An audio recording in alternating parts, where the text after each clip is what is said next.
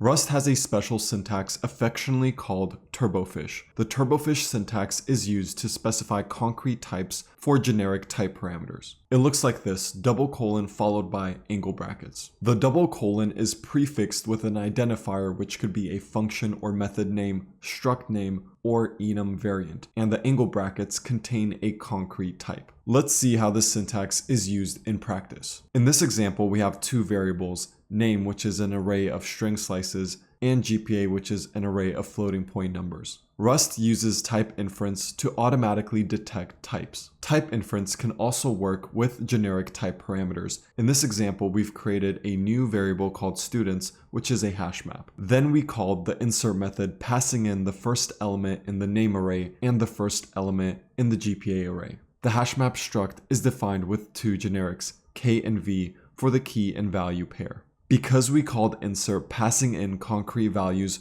Rust was able to infer that students is a hash map containing string slices for keys and floating point numbers for values. But what happens if we comment out the call to insert? In this case, Rust does not have enough information to infer the concrete types, so an error is thrown. We can fix this error by adding explicit type annotations like you see here, or we can use the Turbofish syntax. In this case, the Turbofish syntax is used after hashmap to specify the concrete values for k and v. Using the Turbofish syntax in this case makes the code slightly less readable, and it's not necessary as long as we call the insert method at least once. So next, let's take a look at an example where using the Turbofish syntax is beneficial. String slices have a method called parse, which allows you to convert the string slice into another type, for example, a number. This function returns a result type containing f, which is a generic with a trait bound of from stir. This means f could be any type that implements the from stir trait. If we call parse on a string slice without type annotations, Rust throws a compile time error. This is because Rust cannot infer the concrete type of f. One way to fix this error is to add an explicit type annotation to the num variable. Doing this solves the compile time error, but as you can see, it's pretty verbose. Not only is the return type long, but we also have to import parse int error. We could make this code less verbose by ignoring the error type, but an even better option is to use the Turbofish syntax. In this case, the Turbofish syntax is used after the method name to specify the concrete type for f. As you can see, using the Turbofish syntax in this case made our code clean and concise. Let's take a look at another example. Iterators have a method called collect, which turns the iterator into some kind of collection. This method returns a generic type, which could be anything that implements the from iterator trait. Let's see how this method is used in practice. Here we have a variable called numbers, which is a vector of integers. To get that vector of integers, we first start with an array of string slices. Calling the iter method turns the array into an iterator. Then the filter map method will parse each string slice into a number or discard it if it cannot be parsed into a number. Finally, the collect method turns the iterator of integers